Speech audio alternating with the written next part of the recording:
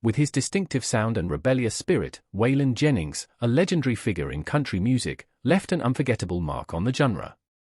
This man, whose voice has defined an entire genre, has suddenly dropped an admission that no one ever saw coming at 64. This is the kind of confession that makes you sit up, widen your eyes, and rethink everything you thought you knew about the man. In this video, we'll get into his most personal confessions. Trust me, you're going to want to stay for every word. Come along. The early years, from dirt poor to rising star. Waylon Jennings' story really starts in the wide open, dusty plains of West Texas, a place where the horizon seems endless, and the cotton fields stretch out as far as the eye can see. Born on June 15, 1937, near a little town called Littlefield, Jennings' life wasn't one of glitz and glamour right from the start. In fact, his beginnings were about as humble as you could get. Waylon was the eldest child of William and Laureen Jennings, and when he was born, they named him Wayland. Now, you'd think that was it, but things changed pretty quickly. His mom started calling him Waylon to avoid confusion with a nearby school called Wayland Baptist College. Funny how a small change like that can stick. The Jennings family, though deeply rooted in their faith, weren't Baptist, more of a solidly Church of Christ kind of household. Unlike a lot of Southern families back then, they loved their music, especially listening to the Grand Ole Opry on the radio. Waylon Jennings spent years evading this topic, but at 64, he's finally come forward with a confession we all saw coming. What took him so long, and what does his admission reveal about his true self? This is the story behind Waylon Jennings that no one ever thought they'd hear. Make sure you stick around till the end because his heartfelt revelation will forever change the way you view one of country music's biggest legends. Waylon's dad, William, worked his fingers to the bone doing whatever jobs he could find, farm labor, truck driving, you name it, just to keep food on the table. And young Waylon, well, he pitched in too. He worked in those cotton fields alongside his family, a grueling experience that no doubt shaped not only his perspective on life but also the gritty, real stories he'd later tell through his music. You can almost feel the dusty fields in the chords of some of his songs. But there was always something else in Waylon's life, music. His dad, though just an amateur musician, loved to play harmonica and guitar, and you can imagine him introducing little Waylon to those first, sweet notes. By the age of 8, Waylon's mom, Laureen, was teaching him guitar herself. The first song she taught him? 30 Pieces of Silver. It was a simple tune, but that was all it took to light the spark in him. From that point on, Waylon practiced like a boy possessed, borrowing relatives' instruments until his mother managed to scrape together enough to buy him his very own, a used Stella guitar. Not too long after, she upgraded him to a Harmony Patrician, and boy, did that guitar get some use. Waylon's musical influences were as varied as they come, especially for a kid growing up in a small Texas town. He was into everything from Bob Wills' Western swing to the honky-tonk sounds of Floyd Tillman, Ernest Tubb, and Hank Williams. Throw in a little rock and roll from Carl Smith and Elvis Presley, and you've got the recipe for the unique sound that Waylon would go on to develop. Even as a kid, it was clear Waylon had talent. He wasn't just a kid with a guitar, he was a performer. He started out playing at family get-togethers, but it didn't take long before he was playing for bigger crowds, well, as big as a crowd can get in a small town like Littlefield. His first public performance? That happened at the youth center with a guy named Anthony Bonanno. Soon, he was performing at JC's and Lions clubs, basically any local gig he could find. One of his first big wins came when he sang Hey Joe in a talent show on Channel 13 in Lubbock, and he even became a regular performer at the Palace Theater's local talent nights. Can't you just see it? This young kid with a big guitar, playing his heart out for anyone who'd listen. By the time Waylon was 14, he was itching for more. That's when he auditioned for KVOW, a local radio station in Littlefield. J.B. McShann, the station's owner, was so impressed by Waylon's style that he gave him a weekly 30-minute radio show. Think about that for a second, 14 years old and already hosting his own radio show. Talk about an early start. Those radio gigs not only helped him develop his voice but also taught him the ins and outs of the music business, skills that would be crucial in his later career. But here's where things get really interesting. 2 years later, at the ripe old age of 16, Waylon decided school just wasn't for him. So, he dropped out of high school and quit picking cotton for good. He had bigger dreams of making music his full-time gig. So, in 1954, he moved to Lubbock, Texas, where he snagged a job at radio station KLLL. It was in Lubbock that fate stepped in. Waylon crossed paths with none other than Buddy Holly. Yes, the Buddy Holly. Waylon and Buddy met at a local restaurant, and from there, a special bond formed. Holly, who was already well on his way to becoming a rock and roll icon, saw something in Waylon. He became a mentor to the young musician, helping him polish his sound and showing him the ropes of the industry. Eventually, Holly even produced Waylon's first single, Joel Blon, in 1958. That wasn't just a professional collaboration, it was the start of a deep friendship that would profoundly shape the rest of Waylon's life. Can you imagine the kind of confidence that gave a young, up-and-coming musician like Jennings, having someone like Buddy Holly in his corner? And the rest, as they say, is history. Waylon Jennings was on his way, and it all started in that little West Texas town with a used guitar and a heart full of music. Isn't it wild to think how far he came from those cotton fields?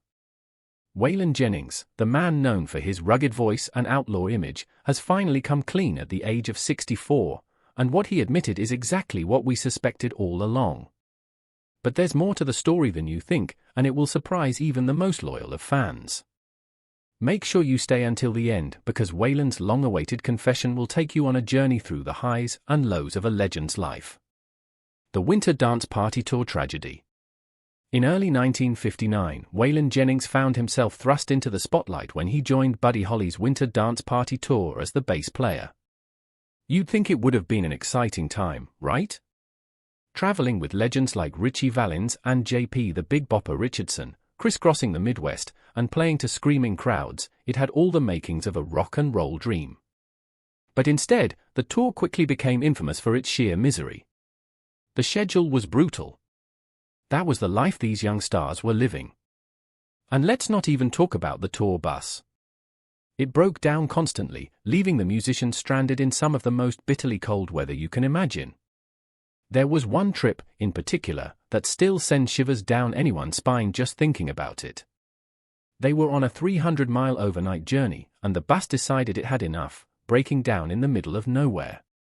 No heat. No escape from the sub-zero temperatures. They were so desperate that they resorted to burning newspapers for warmth. The thought of desiring to be a rising star, dreaming of the glitz and glam of fame, and instead being stuck on a broken bus in the dead of winter, hoping someone, anyone, would come along and rescue you is scary. But that was Waylon Jennings' reality at a point. Eventually, Buddy Holly had enough of this nightmare. He decided that for the next leg of the tour, a 400-mile trip from Clear Lake, Iowa, to Moorhead, Minnesota, he wasn't going to put up with the torturous bus ride again. So, he chartered a small plane, and you can't blame him, can you? Who wouldn't want to avoid another endless night on that freezing bus? Initially, Waylon Jennings was supposed to be on that flight with him.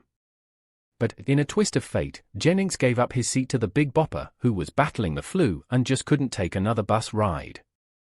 Here's where things get really haunting.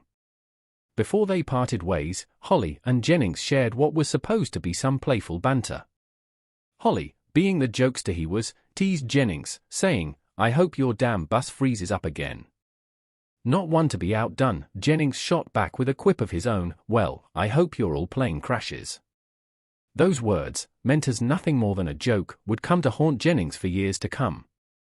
Because on that fateful night, February 3, 1959, the plane carrying Buddy Holly, Ritchie Valens, Jay slaying everyone on board instantly, the tragedy became known as the day the music died, immortalized in Don McLean's iconic song "The American Pie." Can you even begin to imagine how that must have felt for Jennings? To know that he was supposed to be on that plane, but wasn't, and then to remember those chilling last words he exchanged with Holly? For Waylon Jennings, the crash wasn't just a tragic event, it was something that deeply affected him on a personal level. He carried the heavy weight of survivor's guilt, tormented by the idea that somehow his words had jinxed the flight. For years, he didn't talk about it, keeping his feelings bottled up inside. He later admitted in a 1999 interview with CMT, "I was so afraid for many years that somebody was going to find out I said that. Somehow I blamed myself. Compounding that was the guilty feeling that I was still alive. I hadn't contributed anything to the world at that time compared to Buddy." One can feel the heaviness in those words. He truly believed that he didn't deserve to survive when someone as brilliant as Buddy Holly didn't. It wasn't just emotional baggage, either. The trauma nearly caused Jennings to give up music altogether. After the crash, he finished the remaining 2 weeks of the tour, but when it was all over, he returned to Texas with zero intention of ever picking up his guitar again. He was done, or at least that's what he thought at the time. The man who would go on to define outlaw country almost walked away from it all before his career even began. But somehow, through the grief and guilt, Jennings found a way to move forward. He never forgot the lessons he learned from Holly, though. In fact, they helped shape the artist and man he became. Holly had taught him to be true to himself, to go against the grain, and to carve out his own path. And that's exactly what Jennings did. He embraced the spirit of rebellion, and in the 1970s, he became one of the leading figures in the outlaw country movement, forever leaving his mark on the world of music. So, while the Winter Dance Party tour may have been marred by unspeakable tragedy, it also left an unforgettable impact on Waylon Jennings. It wasn't just about the music or the fame. It was about life, loss, and finding the strength to carry on even when the weight of guilt and sorrow felt unbearable. Outlaw country pioneer in the 1970s, Waylon Jennings shook up the world of country music in a way that no one saw coming. Nashville had its own established sound, and if you wanted to make it big, you had to play by their rules. But Jennings? He wasn't having any of it. He found the traditional Nashville scene to be way too controlling, like a cage where creativity was stifled and artists were just churning out what the bigwigs wanted. That just didn't sit right with him. So, what did he do? He led a rebellion. Yep, you heard that right, a full-on revolt against the polished, predictable Nashville sound. Jennings wasn't about to let someone else dictate his artistic vision. In 1972, after years of frustration, Jennings finally broke free when he renegotiated his contract with RCA. This new deal gave him something precious, full creative control over his music. It was more than a business move, it was a declaration of independence, and it changed the game for country music. Jennings took that freedom and ran with it, creating something raw, authentic, and entirely his own. He changed his sound and his entire vibe. Gone were the shiny, rhinestone-studded suits that made him look like every other country star of the day. Instead, Jennings embraced a more rugged image, complete with long hair and leather jackets. And his music? It was a bold fusion of southern rock and country that didn't just tiptoe around the edge of rebellion, it jumped right in. Fans loved it. Critics loved it. Suddenly, this new, outlaw the style wasn't just an alternative to mainstream country, it was the future. One of the biggest highlights of Jennings' outlaw era was his collaboration with Willie Nelson, another country rebel who wasn't afraid to stir the pot. Their partnership was pure magic, resulting in hit after hit. Together, they became the dynamic duo of the outlaw country movement. Ever heard of the song Good-Hearted Woman? It's a classic, co-written by Jennings and Nelson in the mid-70s, and it became an anthem for anyone who felt like Nashville wasn't cutting it anymore. They didn't just dominate the charts, they won awards, including the Country Music Association's Duo of the Year award for the very same song. Their chemistry was undeniable, and it helped propel both of them into country music royalty. And then there was the Waylon and Willie album in 1978. The record had a certain rebellious swagger, and its standout single, Mamas Don't Let Your Babies Grow Up to Be Cowboys, was so infectious that it spent for weeks at the top of the country charts. It didn't stop there, though. They even snagged a Grammy for it. Can you believe it? Two country rebels who refused to play by the rules ended up with some of the biggest honors in music. If that's not poetic, what is? But we can't talk about Jennings without mentioning one of his biggest solo hits, Luckenbach, Texas, Back to the Basics of Love. Released in 1977, this song didn't just top the charts, it became a symbol of everything the outlaw country movement stood for. The lyrics tapped into a nostalgic yearning for simpler times, something that resonated with people then and still does today. Funny thing is, despite the song's success, Jennings didn't even perform in Luckenbach until July 4, 1997, 20 years after recording it. Throughout this entire outlaw phase, Jennings wasn't just pushing musical boundaries. He was tackling some pretty controversial topics too. His songs often touched on taboo subjects like substance use, fame, and its dark underbelly. You know how some artists shy away from talking about their personal demons? Well, not Jennings. He took his struggles with substance misuse and turned them into art. Take I Can Get Off On You, for example, a song he did with Willie Nelson. It's about new love triumphing over old vices, and there's no doubt it echoed Jennings' own battles at the time. He didn't hide from his flaws. He embraced them, and that honesty is part of what made him so relatable to fans. At 64, Waylon Jennings finally let the truth out, confirming what many of us had suspected for years. What did this country legend keep hidden for so long, and why is it coming to light now? He's candid. Admission is something his fans have been waiting to hear, and it will leave you reflecting on the man behind the music. Stay with us till the end, because the full story behind Waylon's confession is even more powerful than anyone could have imagined. *** Personal struggles and addiction ***. Waylon Jennings' personal life was as stormy as his legendary music career. The man was married not once, not twice, but 4 times. Talk about a rollercoaster. His first marriage came early, at just 18, when he tied the knot with Maxine Carroll Lawrence. They had 4 children together, but managing a growing family while his music career was taking off wasn't easy. Imagine being on the road, living the wild life of a rising country star, and then trying to balance all of that with the responsibilities of home life. It just didn't work out. Add to that the growing shadow of substance abuse, and it's no surprise that marriage ended in divorce. Who could really juggle it all without something giving way? Then, in his mid-20s, Waylon gave marriage another shot. This time, it was with Lynn Jones, and while they didn't have kids together, he did adopt a child during their 5-year marriage. But, just like the first time, his lifestyle, the constant pressures of fame, and the ongoing battle with his personal demons, mainly substances, led to another split. By now, it seemed like a pattern was forming. Can you imagine how tough it must have been for Lynn to deal with all the chaos that came with being married to a music icon? The long tours, the erratic behavior fueled by substance use, and the unpredictable lifestyle must have been a lot to handle. After Lynn, Waylon's 3rd attempt at marriage came with Barbara Roode. That union, too, didn't last long, proving once again that, while Jennings had no trouble charming the world with his music, his personal life wasn't quite as smooth. But just when it seemed like he was destined to drift from one marriage to the next, something unexpected happened. Enter Jessie Coulter, the love of his life and, as fate would have it, his 4th and final wife. Their relationship was different, and it stood the test of time in a way that his previous ones couldn't. Maybe it was because Jessie, being a singer herself, truly understood the demands of Waylon's career. Or maybe they were just right for each other in a way the others hadn't been. But despite all their ups and downs, they stayed together until the very end. 4th time's the charm, right? Now, let's talk about Waylon's battle with substance use. It was no secret that Jennings' lifestyle was as wild as they come, especially in the 1970s and 1980s.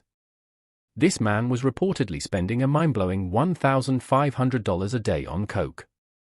It got so bad that in August of 1977, he was arrested in a Nashville recording studio and charged with conspiracy and possession of this same hard substance with intent. Waylon Jennings' life took a pivotal turn when he met Jessie Coulter, the woman who would become his rock, his muse, and the love of his life.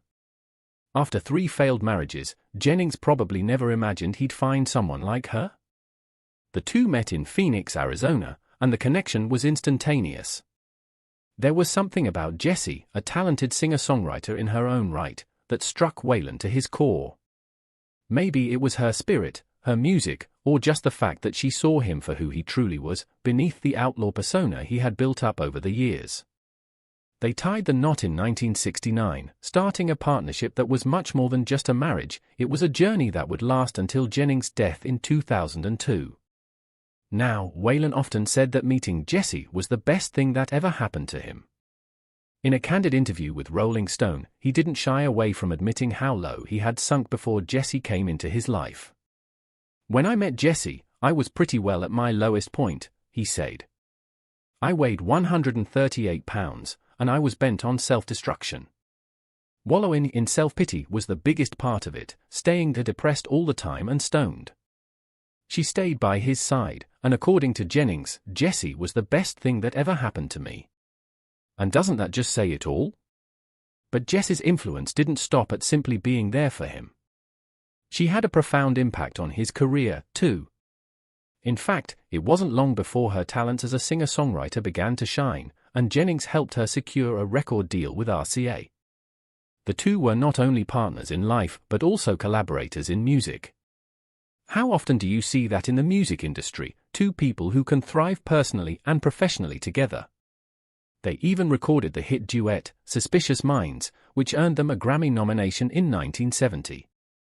The success of their music together solidified them as a true power couple in the outlaw country scene. While Waylon was making waves in the genre, Jessie was right there with him, contributing her own unique voice to the movement. They were a force to be reckoned with. And let's talk about Jessie's role in helping Waylon through his most challenging times, his battle with addiction. When Jennings finally made the decision to quit the use of hard substances in 1984, it was Jessie who stood by him through the tough, often ugly process. This wasn't just your everyday kind of support. This was deep, unwavering love. They rented a house in the Arizona desert, cancelled their gigs, and focused entirely on getting Waylon through the withdrawal and the healing. Jennings later said that it was Jessie's prayers and her presence that made all the difference in his recovery. It wasn't just about love, it was about faith and endurance. Their life wasn't just about their careers or Waylon's battles. In 1979, they welcomed their son, Shooter Jennings, into the world. Raising Shooter gave Waylon an additional reason to keep fighting his demons. For Jessie, their son became another beacon of light in their often tumultuous life together. After keeping this secret for years, Waylon Jennings has finally spoken the truth at 64, and it's something we all suspected but never thought he'd admit. What was the country star hiding, and how does it change the way we understand his legacy? You'll want to hear the full story behind this revealing moment. Stay tuned till the very end because Waylon's admission will leave you with more questions and answers than you ever expected. Reflections at 64 with a shocking confession. In a candid and revealing interview, Waylon Jennings, the legendary outlaw country singer, bared his soul about his troubled past and the heavy burden of his mistakes. At 64, Jennings finally seemed to have made peace with the guilt that had followed him like a shadow for decades. The most profound part of his confession came when he opened up about the tragic plane crash that claimed the life of his dear friend and mentor, Buddy Holly. With a deep sigh, Jennings admitted, "God Almighty, for years I thought I caused it." Those words shed light on the emotional storm he had been weathering all these years, revealing the tremendous guilt he had felt for something that, in truth, was beyond his control. Yet, it haunted him. How does one come to terms with feeling responsible for the loss of a friend in such a tragic way? For Jennings, it was a long journey to acceptance. But the crash wasn't the only demon Jennings battled. He also had to confront his struggle with substance abuse, particularly his addiction to substances. In the prime of his career, the singer's substance misuse habit spiraled out of control. At one point, Jennings admitted to spending as much as $1,500 a day on hard substances. Think about that, $1,500 a day. The addiction didn't just drain his bank account, it drained his spirit, too. The financial ruin that came with it was immense, with Jennings accumulating debts of up to $2.5 million. It's hard to even imagine climbing out of that kind of hole. But in 1984, Jennings did just that. Thanks to the unwavering support of his wife, Jessie Coulter, and his son, Shooter, Jennings finally kicked the habit and said goodbye to hard substances. And though it was a victory, it came after years of chaos and loss. As Jennings looked back on his life, it became clear that he carried deep regret for the years lost to addiction. How could he not? The toll on his health was staggering. The same man who once ruled the stage with his booming voice and larger-than-life presence was now grappling with the consequences of his past choices. Type 2 diabetes hit hard, slowly chipping away at his health and mobility. The heartbreaking climax came in 2001 when Jennings' left foot had to be amputated due to complications from the disease. Yet, through all this, Jennings found wisdom. There's something about looking back that forces people to see things in a clearer light, and Jennings was no exception. One of the most important lessons he shared in his interviews was simple yet profound: the hardest thing is saying the word no, turning things down. Isn't that true for all of us? Whether in our personal lives or careers, learning to say no can be one of the toughest, yet most empowering, things. Jennings knew this better than most. For years, he had said yes to temptation, yes to the pressures of fame, and yes to the vices that came with it. But later in life, he finally understood the value of setting boundaries and making choices that protected both his heart and his health. And if there's one thing Jennings believed in, it was authenticity. He encouraged artists to focus on meaningful content instead of chasing trends. After all, wasn't that what made him a legend in the first place? Even when record sales slowed down in the 90s, he still drew massive crowds to his live performances. Why? Because his fans knew he was the real deal. He didn't sell out. He didn't bend to what was popular at the moment. Instead, he stuck to his weapons, pouring his soul into every song and performance. Jennings' career was a testament to the fact that true artistry isn't about the number of albums sold, it's about creating something that resonates, something that lasts. And speaking of lasting, Jennings left one final gift for his fans before he passed: his last album, *Never Say Die, live * recorded at Nashville's Ryman Auditorium in January 2000. It was his way of saying that despite the trials, despite the mistakes, and despite the pain, his love for music never wavered. The album was a message to all who listened, a reminder to persevere and stay true to your vision, no matter the obstacles. With this, we have come to the end of this video. Thanks for watching. If you enjoyed this video, do well to like, comment, and subscribe for more content. To enjoy more thrilling stories, click now on the following video that pops up on your screen.